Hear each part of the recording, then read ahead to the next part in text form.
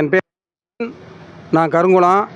இந்த மாதிரி தமிழ்செல்விங்கிற என்னுடைய அக்கா மகளை கடந்த 18ஆம் தேதி மூக்கு வலி தொந்தரவு காரணமாக மருத்துவரை வந்து ஆலோசனை பண்ணிய போது மருத்துவர் அவர்கள் இந்த மாதம் 18ஆம் தேதி வந்து சந்தித்த போது அவர்களுக்கு உடல் பரிசோதனை அனைத்தும் எக்கோ, இசிசி, இரத்த பரிசோதனை என அனைத்தும் செய்துவிட்ட பிற்பகுதி நீங்கள் 21ஆம் தேதி வந்து விடுங்கள், உங்களுக்கு மூக்கில் சிறு வளைவு இருக்கிறதாகவும் சதை வளர்ந்திருக்கிறதாகவும் சொன்னார்கள்.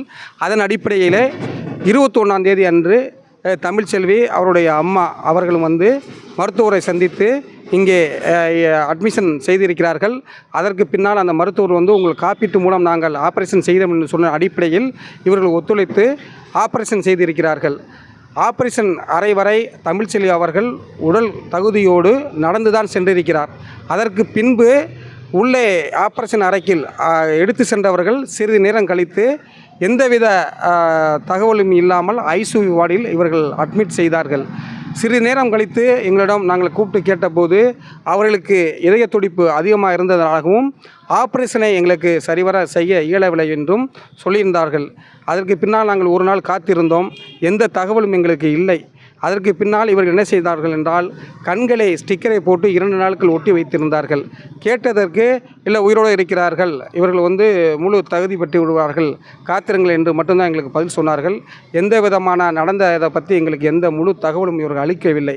அதற்கு பின்பு நாங்கள் எங்களுடைய மாவட்ட ஆட்சியர் அவர்களுக்கும் மாவட்ட கண்காணியர் அவர்களுக்கும் கடிதம் அளித்ததற்கு பிற்பகுதியில் இவர்கள் முழு தகுதியாக இருக்கிறார்கள், நீங்கள் காவல்துறை மூலம் மருத்துவர்கள் மூலம் வைத்து நீங்கள் மதுரைக்கு உயர் சிகிச்சைக்கு எடுத்து செல்லுங்கள் என்று தொடர்ச்சியாக எங்கள் உறவினருக்கும் எங்களுக்கும் தொந்தரவு செய்து கொண்டே இருந்தார்கள். மிகப்பெரிய அளவிலே இவர்கள் அழுத்தம் கொடுத்தார்கள். நாங்கள் அதுக்கு ஒத்துழைக்கவில்லை. எங்களுக்கு உயிரோடு இருக்கிறார், தமிழ்செல்வி உயிருடன் இருக்கிறாள் என்று நீங்கள் எந்த அடிப்படையில் கூறுகிறீர்கள், எங்களுக்கு ஏதாவது நிரூபித்து காமிங்கள் என்று நாங்கள் சொன்னதன் அடிப்படையில் மருத்துவர்களை வர சொல்லி அந்த பல்ஸை காமிச்சு இந்த உயிரோடு இருக்கிறார் என்று இத்தனை நாள் எங்களுடைய கடத்தி கொண்டு வந்திருக்கிறார்கள். எந்த முன்னேற்றமும் உடலில் நாங்கள் பார்த்த அளவில் உடல் முன்னேற்றம் எதுவுமே இல்லை. கைகால அசைவோ உடல் அசைவோ கண்ணு விழித்ததோ என்று உயிருக்கான எந்த அங்கங்களும் அசைபடவே இல்லை. அதனால் நாங்கள் இன்றைய வரைக்கும் இந்த மருத்துவர் செய்த அறுவை சிகிச்சை செய்ததில் முழு சந்தேகம் எங்களுக்கு இருக்கிறது. அதனால் நாங்கள் மேற்கொண்டு எங்களுக்கு சிகிச்சை நாங்கள் இங்கிருந்து தான் நாங்கள் செல்வோம், இங்கிருந்து செல்ல மாட்டோம் என்று உறவினர் மூலம் நாங்கள் தொடர்ச்சியாக மருத்துவரிடம் தகவல் கொடுத்து கொண்டு இருக்கிறோம்.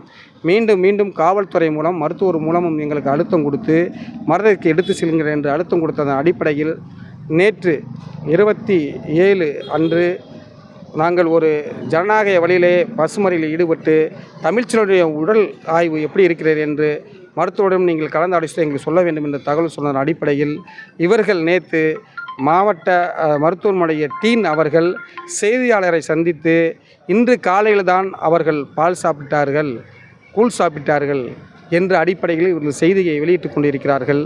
நாங்கள் தொடர்ச்சியாக தமிழ்செல்வியின் பக்கத்தில் இருந்து பார்த்து கொண்டிருக்கிறோம். பால் சாப்பிடுவதற்கும் கூழ் சாப்பிடுவதற்கும் தமிழ்செல்வி கண் திறக்கவில்லை, உடல் அசைவில் இல்லை, கால் அசைவில்லை, எந்தவித அசைவிலாகவும் நடைப்பிணமாகவும் கோம நிலையில் இருக்கிறவர்களை எப்படி தவறான முறையில் டீன் அவர்கள் பால் சாப்பிட்டதாகவும் கூழ் சாப்பிட்டதாகவும் எங்களுடைய போராட்டத்தையும் தமிழ்ச்செல்வியுடைய உயிரையும் கொச்சப்படுத்தின விதமாக பேப்பரிலேயும் ஊடகத்திலும் செய்திகள் வெளிப்பட்டு கொண்டிருக்கிறார்கள். இது வன்மையாக நாங்கள் கண்டிக்கின்றோம். இதுபோன்று பொறுப்பு இல்லாமல் மருத்துவர் டீன் அவர்கள் எங்களுடைய உணர்வுகளை புண்படுத்துகின்ற வகையிலே தமிழ்செல்வி அவர்கள் கூழ் சாப்பிட்டதாகவும் பால் சாப்பிட்டதாகவும் சொல்லக்கூடாது, இதை ஊடகங்களும் வெளியிடக்கூடாது என்று இதற்கு எங்களுடைய உறவினர் சார்பாக நாங்கள் வன்மையாக கண்டனத்தை பதிவு செய்கிறோம். இது மாதிரி உண்மைத்தன்மையை எங்களுக்கு வெளிக்காட்ட வேண்டும் என்று நாங்கள் கேட்டுகின்ற கோரிக்கை வைக்கின்ற போதெல்லாம் முயற்சிக்காக நீங்கள் மதுரை எடுத்துச் செல்லுங்கள் என்று மட்டும்தான் எங்களுக்கு அழுத்தம் கொடுத்திருக்கிறார்கள். மருத்துவரை பற்றி நாங்கள் நடவடிக்கை வேண்டும் என்று நாங்கள் மனு அளித்திருந்தோம். அதனை பற்றி எந்த விதமான தகவலும் எங்களுக்கு இவர்கள் சொல்லவே இல்லை. அறுவை சிகிச்சை செய்த மருத்துவர் மீது தக்க நடவடிக்கை எடுக்க வேண்டும் என்று தான் மாவட்ட ஆட்சியர் அவர்களிடமும் காவல்துறை கண்காணிப்பாளரிடம் மனு அளித்திருந்தோம். ஆனால் அவர்கள் அதை பற்றி எந்த நடவடிக்கையும் சொல்லாமல் எங்களுக்கு இங்கிருந்து நீங்கள் எடுத்து செல்லுங்கள் என்று மட்டும்தான் காவல்துறை மூலம் அழுத்தம் கொடுக்கிறார்கள். எனவே இந்த உண்மைத்தன்மையை வெளியிட்டு தமிழ்செல்வி அவர்கள் முழு குணமடைவதற்கு அனைவரும் ஒத்துழைப்பு அளிக்க வேண்டுமா கேட்டுக்கொள்கின்றோம். சொல்லிட்டேன்.